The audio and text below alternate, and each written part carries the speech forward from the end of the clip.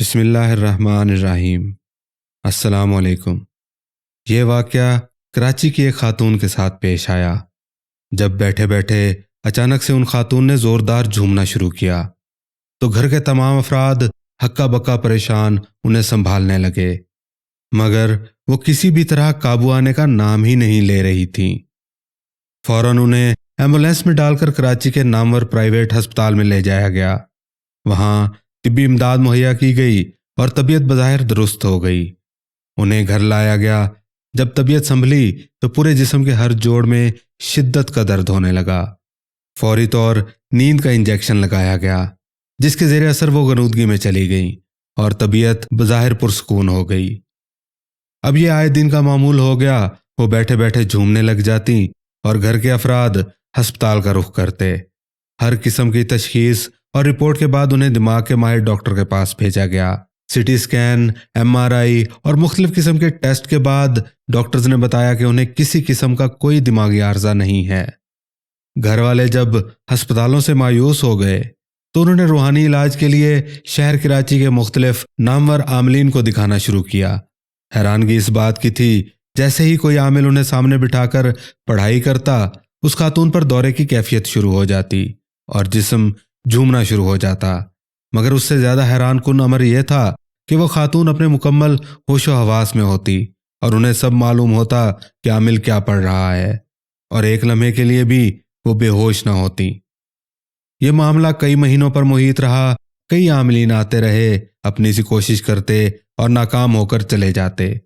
ایک دو عاملین نے تو ان کی کیفیت کے دوران ان کے بال بھی پکڑے اور چہرے پر تھپڑ بھی رسید کیا، مگر وہ بدستور ایک ہی بات کہتی کہ میں اپنے ہوش میں ہوں۔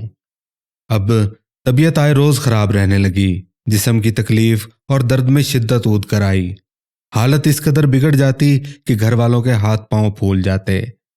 ہسپتال لے کر دوڑتے، انتہائی نگہداشت وارڈ میں رکھا جاتا، وہاں نیند کے انجیکشن لگائے جاتے، تب کہیں جا کر انہیں قرار میسر آتا۔ زندگی کے شب و روز اسی غم اور پریشانی میں کٹ رہے تھے کہ امام مسجد نے انہیں بتایا کہ میرے جاننے والوں میں ایک اچھے ماہر عملیات و جنات ہیں، اگر آپ کہیں تو انہیں بلا لیتا ہوں۔ وقت مقررہ پر امام مسجد اپنے ساتھ ان عامل کو لیے مریضہ کے گھر پہنچ گئے۔ ان عامل نے بھی خاتون کو سامنے بٹھا کر پڑھائی شروع کی تو خاتون پر وہی دورے کی کیفیت شروع ہو گئی، جسم جھومنا شروع ہو گیا۔ جب عامل نے سوال کرنا چاہا تو اس خاتون نے اپنا نام بتایا اور کہا، میں اپنے ہوش و حواس میں، لیکن میرا جسم میرے اختیار میں نہیں ہے۔ عامل نے گھر کے تمام افراد کو بلوانے کا کہا اور باری باری سب کو اپنے سامنے بٹھا کر اپنا عمل شروع کیا تو اس خاتون کے بیٹے کی بیوی یعنی بہو پر بھی بالکل ویسی ہی جھومنے کی کیفیت شروع ہو گئی، مگر معاملہ اس خاتون کے بالکل برعکس تھا۔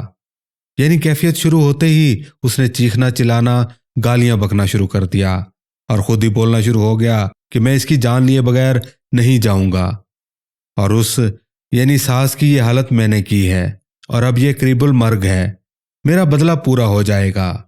جب عامل نے جن سے جو اس بہو پر حاضر تھا ماجرا دریافت کیا تو اس نے یعنی جن نے بتایا، آج سے کم و بیش 16 سال پہلے اس گھر پر ایک درخت تھا۔ جب گھر کی تعمیر ہونے لگی تو اس عورت نے اس درخت کو اپنے ہاتھوں سے کاٹا۔ اس درخت کی ٹہنی پر میرا بچہ سویا ہوا تھا، بلندی سے میرا بچہ گرا اور گر کر مر گیا۔ میں اس کی جان کا بدلہ لے کر رہوں گا۔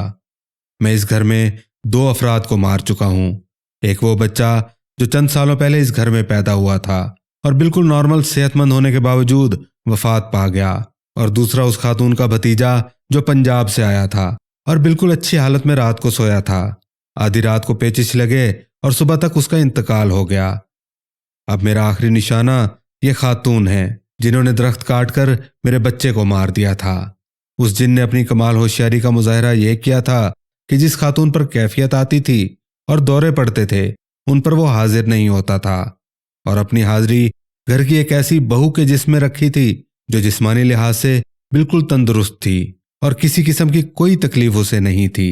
عامل نے اس ساری گتھی کو سلجھا تو دیا جو کئی مہینوں سے الجھی ہوئی تھی، مگر ساتھ میں یہ بھی کہہ دیا کہ وقت بہت کم ہے اور معاملہ حد سے زیادہ بڑھ چکا ہے۔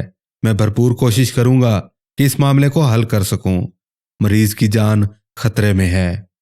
یہاں پر عمل کر کے وہ عامل اس گھر سے نکلے اور اس بہو نے ضد شروع کر دی کہ اگر آئندہ مجھ پر حاضری کھولی گئی تو میں اپنے گھر جا کر بیٹھ جاؤں گی اور طلاق لے لوں گی۔ معاملات انتہائی سنگین رخ اختیار کر چکے تھے اور وہ کسی بھی حال میں قربانی دینے کو تیار نہ ہوئی اور اپنے میکے جا بیٹھی۔ اس خاتون کی طبیعت مسلسل خراب ہونے لگی اور وہ مزید سے مزید بیمار تر ہوتی گئی، یہاں تک کہ کم و بیش 15 دن میں ان کا انتقال ہو گیا اور وہ جن اپنے بدلے میں کامیاب ہو گیا۔ یہاں پہ آپ کو بھی ایک نصیحت کرنا چاہوں گا، جب بھی آپ اپنے گھر میں کسی درخت کو کاٹیں تو اس سے پہلے کسی عامل کو لازمی دکھا دیا کریں کہ ہم یہ درخت کاٹنا چاہتے ہیں۔ اگر وہ اجازت دے تو اس کی نگرانی میں کٹوائیں، ورنہ یہ آپ کے لیے جان لیوا بھی ہو سکتا ہے، کیونکہ اکثر درختوں پر جنات کا بسیرا ہوتا ہے۔